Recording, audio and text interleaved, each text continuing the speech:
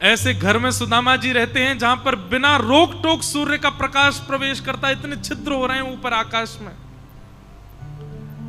ऐसी है सुदामा जी की स्थिति कि यदि आज भोजन कर लिया तो अगले एक सप्ताह तक का कुछ भरोसा नहीं है मिलेगा कि नहीं। ऐसी स्थिति है सुदामा जी की कि एक ही वस्त्र को दिन में धो लेते हैं, गीला ही पहन लेते हैं क्योंकि दूसरा वस्त्र नहीं है। लेकिन कभी शिकायत नहीं करते ठाकुर जी से,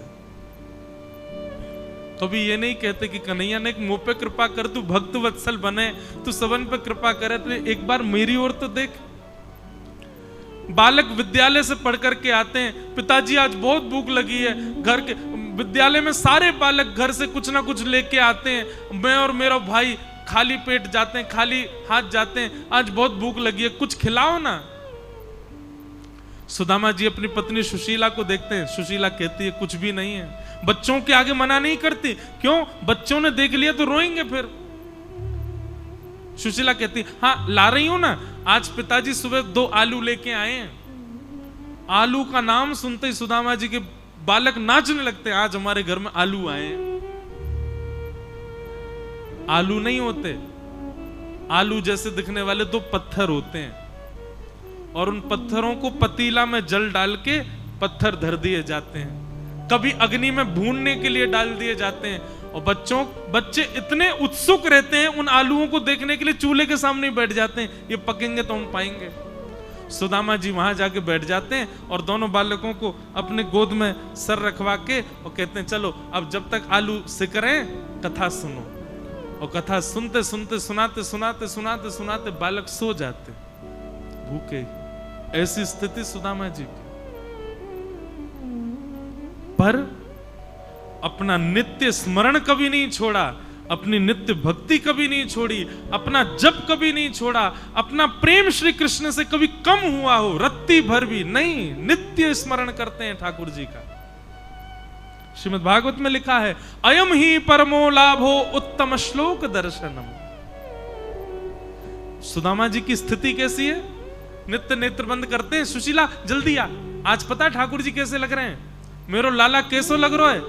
स्वर्ण के सिंहासन पर विराज रहा है, वाकी पत्नी रुक्मणी सत्यभामा सब चवंड उड़ा रही हैं। आहा आज नीली पोशाक पहनी है, आज लाला 56 भोग लगा रहा है, आज लाला ने ऐसा मुकुट पहनो है, कानन में मत्स्याकृत कुंडल पहने। श्री पंडरीनाथ भगवान मत्स्य आकार के कुंडल पहनते हैं, मकराकृत, मत्स्याकृत, मयूराकृत। वहीं बैठे बैठे ठाकुर जी का दर्शन कर लेते। ऐसे सुदामा जी।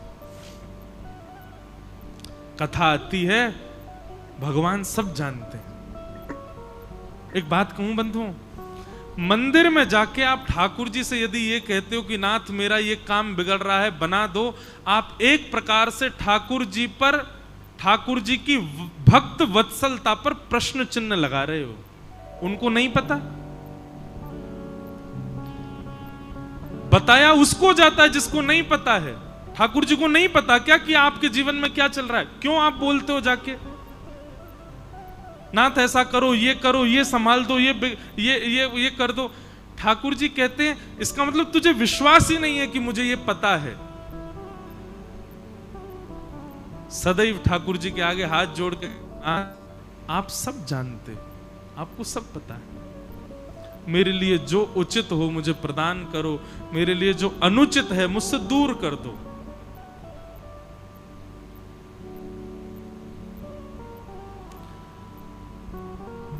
भगवान ने ही एक ब्राह्मण का रूप धारण किया, सुदामा जी के यहां गए और द्वार पर जाकर के कहने लगे भिक्षाम देहि माते। सुशीला ने देखा आज पहली बार हमारे घर पे भिक्षा मांगने कोई अपरिचित ब्राह्मण आ गए, नहीं तो सबको तो पता है कि हमारे घर अन्न नहीं है। सुशीला ने जाकर के बाहर कह दिया भगवान शायद आपको पता नहीं है सुदामा जी का घर है ये। बोले सुदामा का घर है तो इससे भिक्षा का क्या ताल्लुक?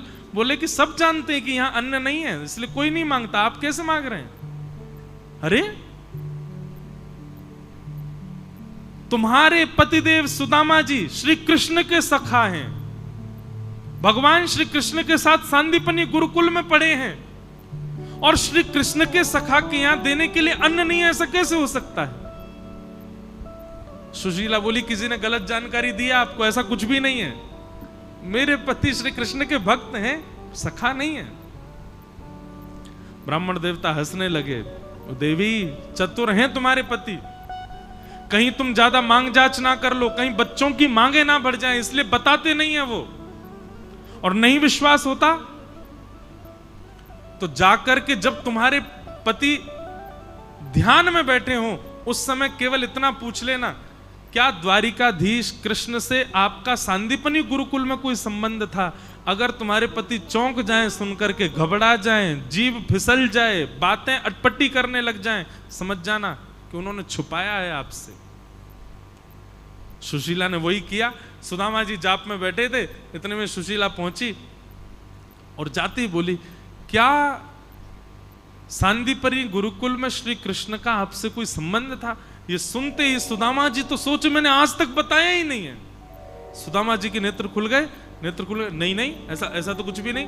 किसने कहा? कौन बोला तुमको? और उनकी भाषा और उनका जो तौर तरीका था उससे पता चल रहा था कि ये घबरा रहे हैं। हाथ पकड़ करके अपने सिर पर रखा, सौगंध खा के बताओ श्री कृष्ण से आपका क्या संबंध है? सुदामा जी के नेत्र सजल हो गए, बोले मेरे घनिष्ठतम सखा हैं श्री कृष्ण। इतने घनिष्ठ सखा हैं कि जब गुरुकुल पढ़ने के लिए आए तो यशोदा मैया की याद बहुत आती थी, तो रात्रि में गुरु माँ की साड़ी चुरा करके लाते, मुझे पहना देते और कहते अब आप यशोदा बन के मुझे लोरी सुनाओ। मेरी गोद में सर रख के सोते, मैं यशोदा बन के रात भर कृष्ण को सुलाता था। यशोदा जी की याद आती तो मैं ही यशोदा बनकर के भोजन पवाता था। इतने घनिष्ठ सखा हैं, मेरे साथ खेले हैं, कूदे हैं, हम दोनों साथ में स्नान करते थे, एक दूसरे के अंतरंग वस्त्रों को पहन करके भाग जाते थे। इतने घनिष्ठतम सखा हैं हम दोनों। सुशीला बोली आज तक बताया क्यों नहीं आपने? बोले देवी कहीं मेरी स्थिति देख करके कोई कृष्ण पर प्रश्न ना करे कि ऐसे सुदामा जी कृष्ण के सखा होने के बाद भी, इसलिए नहीं बताता। सुशीला ने सौगंध दी, आपको मेरी सौगंध है, कुछ मांगने जांचने नहीं, कुछ करने नहीं, आप कृष्ण जी मिलने तो जाओ, सखा से मिलके तो आओ एक बार। नहीं नहीं देवी मैं नहीं जाऊंगा, मेरी स्थिति देख के कुछ दे देगा वो मुझको, मुझे कुछ नहीं चाहिए उससे। बोले आपको मेरी सौगंध जाना पड़ेगा।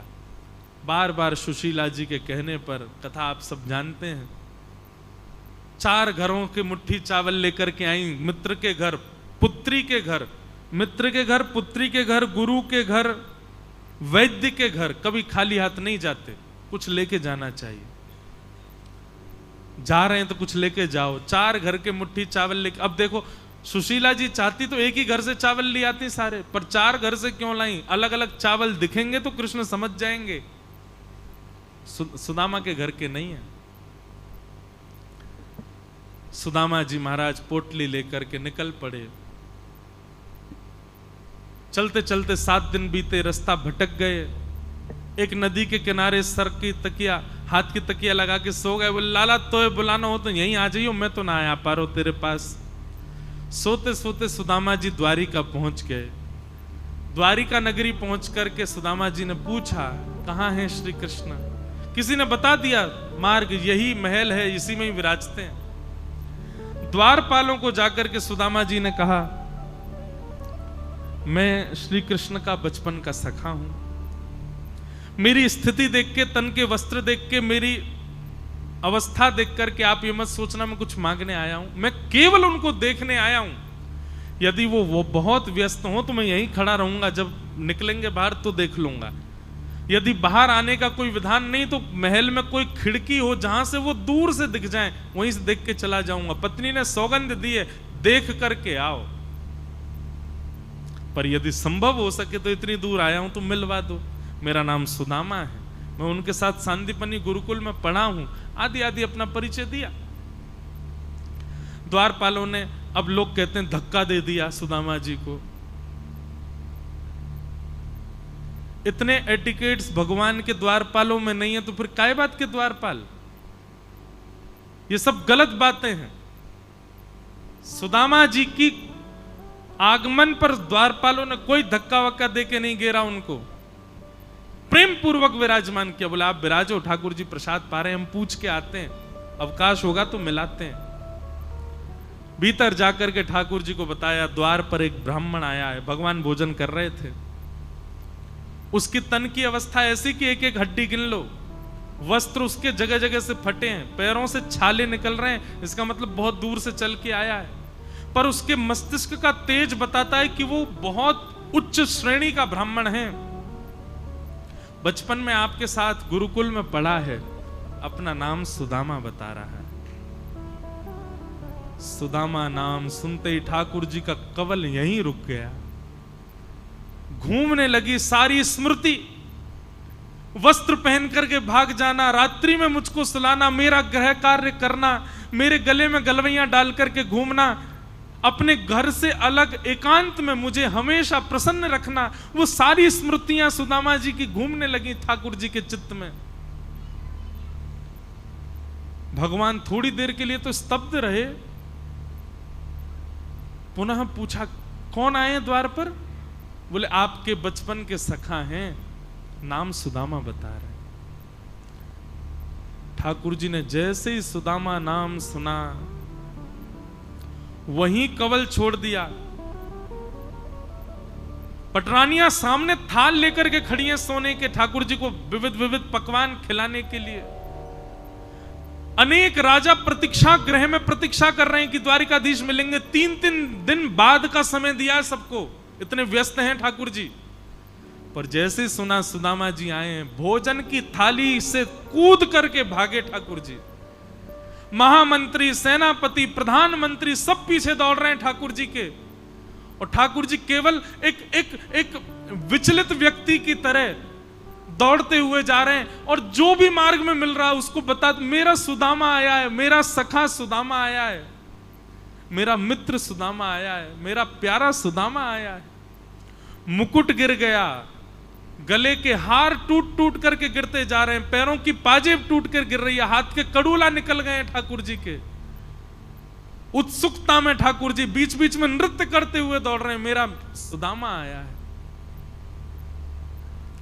द्वार पर जैसे ही सुदामा जी को देखा, दौड़ करके ठाकुर जी ने अपने हृदय से लगा लिया, और इतना कसके हृदय से लगाया, देखने वालों को लग रहा था कि मानो थोड़ी बहुत देर ठाकुर जी ने नहीं छोड़ा तो सुदामा जी ठाकुर जी में विलीन हो जाएंगे। नेत्रों से अविरल अश्रुधार गिर रही है ठाकुर जी के, मेरा सुदामा आया है।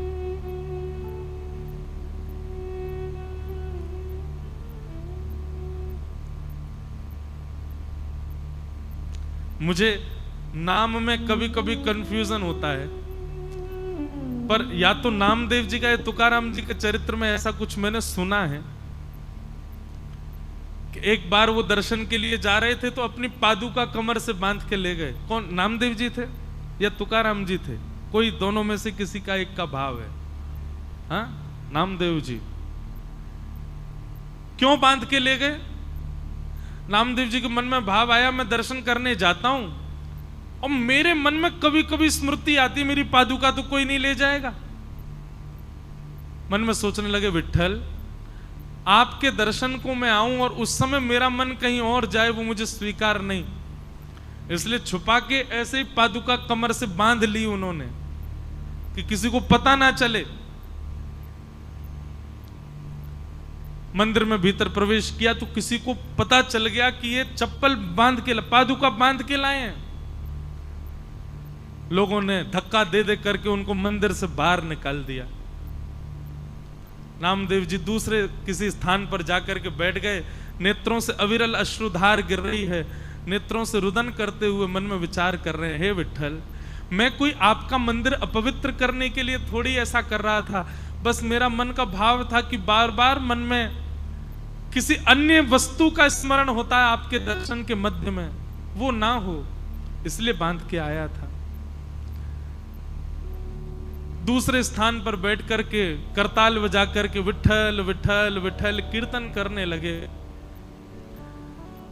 ठाकुर जी इतने भाव विह्वल हो गए नामदेव जी के लिए, दर्शनार्थी लाखों सामने खड़े हैं।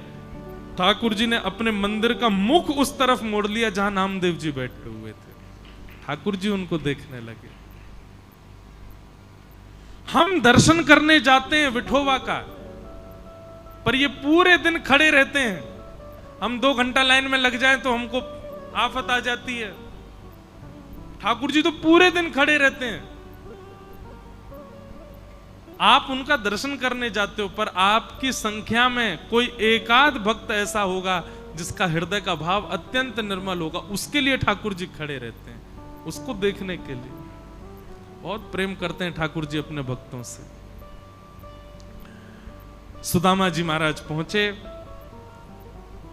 भगवान ने उनको ले जाकर के अपने सिंहासन पर बिठाया। नेत्रों के आंसुओं से ठाकुर जी ने सुदामा जी के पाद प्रक्षालन किए। रुक्मणी जी को कहा पूरे नगर में इनको छिड़काव कर दो, हमारी द्वारिका पवित्र हो जाएगी सुदामा जी के चरणों दल से। भगवान ने पूछा सुदामा जी आपका ब्याह हो गया? सुदामा जी बोले हाँ हो गया। भगवान बोले हमको नहीं बुलाया आपने ब्याह में। सुदामा जी बोले ब्याह में लाला इतना भोजन बना था कि ये समझ लो दुल्हा दुल्हन भूखे ही रहे, हमको बचा ही नहीं था। सब बाराती घराती खा गए। और लाला अगर तोय बुला तो हाथी घोड़ा जन कौन कौन पे चढ़ के तू वहां आतो। इतनी तो बारात नहीं जितनी तेरे संग सेना आती, सबको कहा पवातो मैं, या हमारे मैंने तो बुलाया ही ना। अच्छा मेरी छोड़ लाला, तेरो ब्याह है गो? ठाकुर जी बोले हमारे ब्याह की मत पूछो। ना ना लाला बता ना तेरो ब्याह है गो? ठाकुर जी बोले हाँ हो गया। अच्छा भाभी कहाँ है? ठाकुर जी बोले मिलने ना, कहीं जा थोड़ी रहे। बोले नहीं नहीं नहीं, पहले भाभी से मिला। भाभी कहाँ है? ठाकुर जी बोले अरे ठीक, बोले नहीं पहले भाभी से मिलेंगे फिर बात होगी। भगवान बोले मिलना है भाभी से? बोले हाँ। चलो ठीक है बैठो, बुलाता हूं। सामने खड़ी थी 16,108। भगवान ने इशारा किया आ जाओ। मैं रुक्मणी प्रणाम, देवी चर सौभाग्यवती रहो। मैं जामवती प्रणाम, देवी चर सौभाग्यवती। मैं सत्यभामा प्रणाम, देवी चर सौभाग्य। मैं कालिंदी प्रणाम, देवी चर सौभाग्यवती। मैं भद्रा प्रणाम, मैं लक्ष्मणा। सब प्रणाम कर करके जब 500 पत्नियां प्रणाम कर गई। सुदामा जी के तो हाथ बात दुखन लगे। सुदामा जी बोले लाला इनमें तो भाभी कौन सी है? ठाकुर जी बोले सब रही हैं। बोले लाला इतनी सारी, अभी कितनी और हैं? बोले 16,108। सुदामा जी बोले लाला मुंह में इतनी सामर्थ नहीं, इतनी ने मैं अगर आशीर्वाद दूंगा तो मैं तो यही गोविंदाय नमो नमः है जाएगा मेरो तो। पत्नी 16,108 हैं, पति तो अकेलो तू ही है ना? बोले हाँ पति अकेलो। तो एक काम कर, तू मोए प्रणाम कर, मैं तो आशीर्वाद दे दूं, तो आशीर्वाद दे दूंगा सबन को आशीर्वाद। ये दृश्य देखने वाले सौभाग्यशाली द्वारिकाधीश दंडवत प्रणाम कर रहे हैं और सुदामा जी उनको आशीर्वाद दे रहे हैं। सब पत्नियों की ओर से, सब द्वारिका वासियों की ओर से द्वारिकाधीश ने दंडवत किया है। भगवान ने अपना मुकुट उतार करके सुदामा जी के चरणों में प्रणाम किया। अद्भुत। बोलो द्वारिकाधीश की। सुदामा जी वापस गए। सुदामा मंदिर देख डरे। भगवान ने तो महाराज मां महल खड़े कर दिए थे। सुदामा जी ने अपनी पत्नी को बुलाया। पत्नी बाहर निकल के आई सज धज के। तो महाराज पहली बार श्रृंगार में सुदामा जी ने देखा, पहचान ही नहीं पाए कि मेरी पत्नी है। सुदामा जी बोले देवी तुम ही हो? बोले हाँ। बड़ी कृपा करी द्वारिकाधीश ने, लेकिन देवी क्षमा करना, महलों में भजन नहीं होता, भजन तो कुटिया में होता है।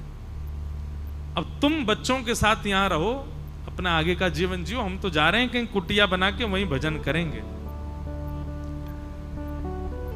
इतने में ठाकुर जी प्रकट हो गए। प्रकट होकर के बोले महल यदि अपने भोग के लिए होगा तो भजन नहीं होगा, लेकिन महल तो मेरी अर्चना के लिए होगा, तो उस घर में भी, उस महल में भी मेरा भजन होगा। सुदामा जी, आपका और आपकी पत्नी का स्वभाव भोग भोगने का नहीं है। ये महल में भी आप दिन रात मेरी अर्चना करोगे, इसलिए यहां पर आप निवास करो, आपका भजन खत्म नहीं होगा। तब सुदामा जी ने उसको स्वीकार किया। बोलो भक्त वत्सल भगवान की। इस प्रकार सुदामा जी का सुंदर चरित्र सुनाया गया। आगे भगवान के कुल को श्राप लगा। अब हम थोड़ा सूक्ष्म में कथा को विराम की ओर ले चलें। भगवान अपने बालकों को समझाते हैं, कभी संतों का अपमान मत करना, पर बालकों ने भगवान की बात नहीं मानी, संतों का अपमान किया। संतों ने भगवान के यदुवंश को श्राप दे दिया। शांब को स्त्री बना करके ले गए थे, बोले इसी के गर्भ में एक लोह पिंड है, उसी से ही तुम्हारा पूरा कुल नाश होगा। साड़ी खोल करके देखा तो एक लोह पिंड रखा था, घिस करके समुद्र में फेंक दिया कि संत तो ऐसे बोलते हैं कुछ नहीं होगा। समुद्र की लहरों से वो विषैली घास बन करके द्वारिका के किनारे पर लग गई। यदुवंशियों में किसी बात पर विवाद हुआ एक दिन, और लड़ते झगड़ते समुद्र के किनारे पहुंचे और उस एर का घास को उठा उठा करके एक दूसरे पर फेंकने लगे। विषैली घास होने के कारण एक एक करके यदुवंशी नष्ट होते चले गए। भगवान अटारी पर खड़े होकर के यदुवंश का सर्वनाश देख रहे थे। बलराम जी को आज्ञा की, दाऊ दादा अब लीला संवरण करनी है, आप पहले प्रस्थान कर जाओ। और दाऊ दादा श्री कृष्ण को प्रणाम करके शेषनाग का रूप धारण करके क्षीर सागर में प्रवेश कर गए। बोलो बलराम जी महाराज की। मैं बहुत सूक्ष्म में सुना रहा हूं। भगवान ने उद्धव आदि को ज्ञान उपदेश किया। ज्ञान उपदेश करके भगवान वृक्ष के नीचे लेटे थे। भेलिया ने बाण मार दिया, भगवान के चरणों में आकर के लगा। भगवान ने उस भेलिया को कहा कि भैया सब मेरी इच्छा से हो रहा है, तुम बिल्कुल चिंतित मत हो। उद्धव जी ने ठाकुर जी के चरणों में प्रणाम करते हुए कहा, भगवान अब आप लीला पूरी करके चले जाएंगे तो आपके बगैर हम कैसे रहेंगे। तो जो भी लोग ऐसा सोचते हैं या ऐसा सुना है कहीं पर भी कि भगवान श्री कृष्ण हमारी आपकी तरह जाते हैं, तो बिल्कुल गलत है। मैंने सुना है कई जो लोग बोलते हैं चिता लगाई थी, उसमें अग्नि कर दिया, भगवान का हृदय नहीं जला तो बहता हुआ जगन्नाथपुरी पहुंच गया, वही भगवान के हृदय में। गलत है ये। ठाकुर जी के, श्री जगन्नाथ जी के हृदय में जीवित शालिग्राम हैं, और जितने भी ठाकुर पूरे भारत में, सबके हृदय में भगवान का हृदय विद्यमान है। पर ऐसा कहना कि भगवान श्री कृष्ण को चिता पर रख दिया, ये सब गलत विषय है, ऐसा बिल्कुल नहीं है। तो क्या हुआ था? उद्धव जी ने जब प्रणाम करके कहा कि भगवान आपके बगैर हम कैसे रहेंगे, तब भगवान ने आज्ञा करते हुए कहा, उद्धव मेरी ओर देखो। तब भगवान एक ज्योति रूप में प्रकट हुए, 7 बार आकाश में भ्रमण किया, और भ्रमण करते हुए तिरोधाय प्रविष्टोयम श्रीमद् भागवतार्णवम, श्रीमद् भागवत जी में ठाकुर जी विराजमान हो गए। और मानो उद्धव को आज्ञा कर दी, अब भविष्य में कभी भी मेरा अनुभव करना हो तो भागवत जी की शरण में चले जाना। श्रीमद् भागवत साक्षात कृष्ण है, कोई और नहीं। बाकी हमारे डोंगरे जी महाराज कहते हैं कि श्री ठाकुर जी द्वारिका से लीला पूरी करके अपने पुंडलीक भक्त पर कृपा करने के लिए, उसके मातृपितृ भक्ति पर प्रसन्न होकर के ठाकुर जी पंढरपुर आए। पंढरपुर आकर के पुंडलीक को दर्शन देना चाह रहे हैं, पर पुंडलीक इतना व्यस्त है सेवा में कि उसने ठाकुर जी की ओर ईंट खिसका दी। बोले अभी मैं व्यस्त हूं, जब सेवा निवृत्त होऊंगा तब दर्शन करूंगा। लक्ष्मी जी बोली तब तक आसन तो दो। तो एक ईंट ठाकुर जी के सामने कर दी, और उसी पर ही अपनी दोनों भुजाओं को कटी पर धारण करके द्वारिकाधीश पंढरपुर में श्री विठ्ठल रूप में विराजमान हो गए। बोला पुंडलीक वरदे हरि विठ्ठल, श्री ज्ञान देव तुकाराम, श्री पंडरीनाथ भगवान की। भगवान या तो ज्योति स्वरूप में भागवत जी में हैं, या फिर अपने स्वरूप में पंढरपुर में विराज रहे ठाकुर जी का। दोनों का मिलन हमको मिल गया। ज्योति स्वरूप भागवत जी भी हमको मिल गई और उनका वास्तविक स्वरूप पंडरीनाथ भी हमको मिले। कितना बड़ा सौभाग्य। 7 दिन हमारे अमूल्य हैं, अतुल्य हैं। तो इस प्रकार ठाकुर जी यहां पर आकर के विराजे।